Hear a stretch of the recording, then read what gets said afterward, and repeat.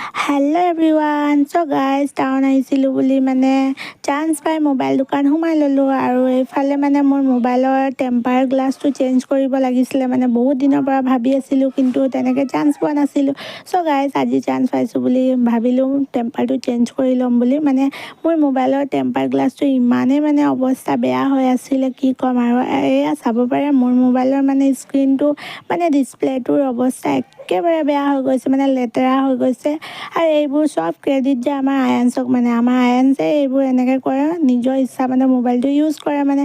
চ' guys এয়া টেম্পাৰটো মোৰ মানে পুৰণা টেম্পাৰটো আঁতৰাই ল'লে, মানে এৰাই দিলে আৰু খুব ধুনীয়াকৈ চফা কৰি দিছে। এয়া স্ক্ৰীনটো খুব ধুনীয়াকৈ চফা কৰি দিছে আৰু এতিয়া লগাব মানে ডিছপ্লে কৈছোঁ মানে টেম্পাৰ লগাব।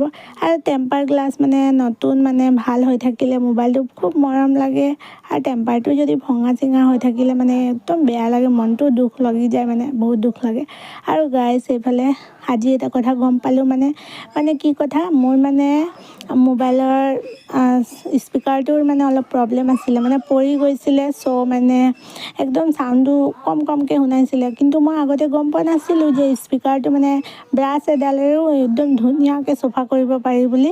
চ' এয়া দাদাজন ধুনীয়াকৈ ব্ৰাছ এডাল আনি মানে চফা কৰি দিছে। আৰু ইয়াত মানে কি হৈছে, চুলি সোমাই গৈছে, খুব চুলি মানে দীঘল চুলি সোমাই গৈছে। আৰু চুলি কেনেকৈ সোমালে মই কিন্তু বুজিয়ে নাপালোঁ।